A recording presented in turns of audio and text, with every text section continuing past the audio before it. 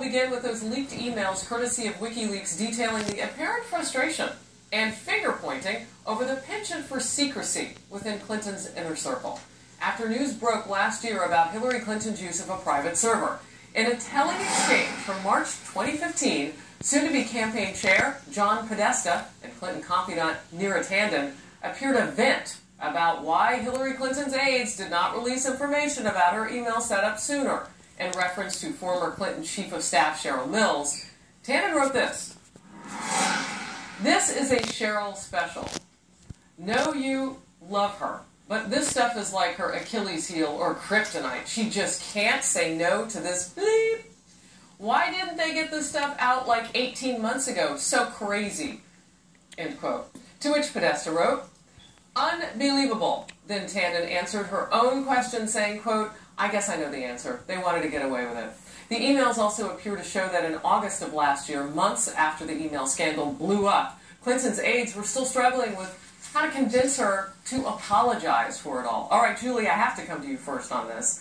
Our Democrat on the couch, and you have not liked this since the beginning because you said this was messy. Well, hot mess is what they're saying now. Yeah, it is a hot mess, and I'm glad that they were saying in private what I was saying in public since this was all revealed, which is it is a hot mess. She should never have done it. When it was revealed that she had done it, she should have come out and apologized and said she made a mistake. And they're right, and I've said this all along, that she has an allergy to saying she's sorry. I think that was their words, not mine, but I may be paraphrasing here. She should have done that.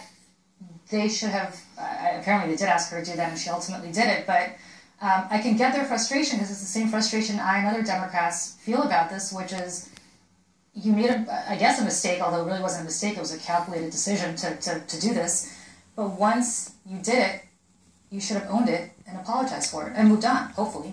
Guy, one of the other things we're learning from these emails is the fact that President Obama knew about this, and that there was some chatter in the background among these same people about, well, how do you clean that up? We'll talk about that in a little bit, but just overall, what do you think about the situation? I think Julie's right on the money here, and the thing that's frustrating, though, is the calculation by Cheryl Mills and Hillary Clinton clearly was, let's set up the scheme for our own purposes. If it's ever discovered, hopefully it never will be, but if it is, let's lie about it constantly. If those lies are exposed, quasi-fake apologize, but not really, and then try to outlast this thing.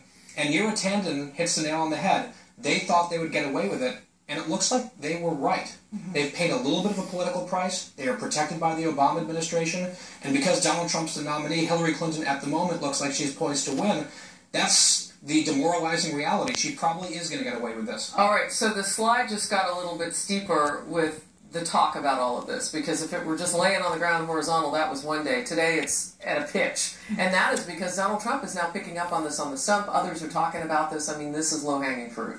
Yeah, I mean, I was really fascinated by the insight into the relationship between Hillary Clinton and her staff. It is quite obvious she surrounds herself with yes men and yes women that will never call her out on things that are illegal. One of the quotes is that we're just trying to avoid subpoenas. I actually think that's very dangerous for a leader who's going to become president. You have to make hard decisions, and if you're only surrounded by people who are just going to kiss your you-know-what and give it to you straight, that's a problem. The other thing is, like all Clinton scandals, she's only sorry when she's caught. Clintons are only sorry when they're caught. They're never sorry when they're doing something illegal and potentially, well, they did, in fact, sacrifice. And when that girl close to her tells her that she should be sorry and say something to the public.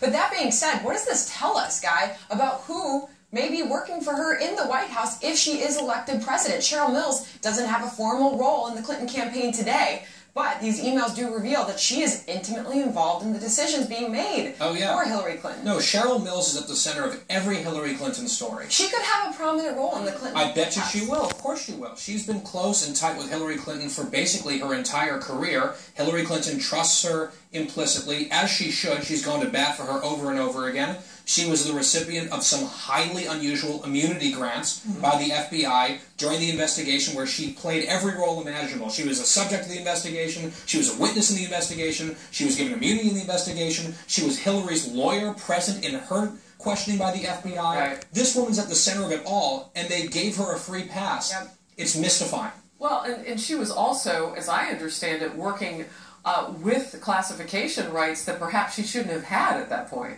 if she was looking at this material that definitely had some C's on it. Untouchable Cheryl Mills. But again, to Megan's point, I think this is really insightful.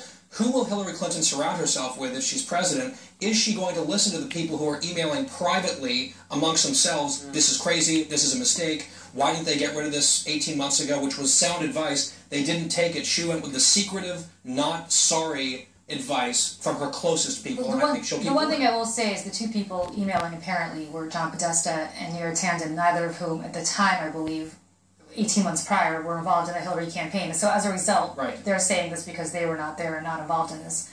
Hopefully, she will have people like Neera Tanden, who's very capable and very good, involved in her administration as a result. And they may talk more without email.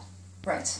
Moving forward. I will say this. When I worked in the Senate, I worked alongside Hillary Clinton as a senator. She had an incredible staff that I think is really second to none. She picks good people around. All right. That is ridiculous. She does not keep good people around her. She does. That's just a total fallacy. Look what they helped get her into. As you said, there are people around her, whether they're friends of hers at the very least, saying, don't do this, don't do these things that are illegal. As I said, she surrounds herself with yes men and women. Enablers. Enablers. Who are very competent people. I'll stand by that any day. The best Senate staff of anybody I've ever seen. All right, well, more from those emails. One of those leaked email exchanges is raising big questions.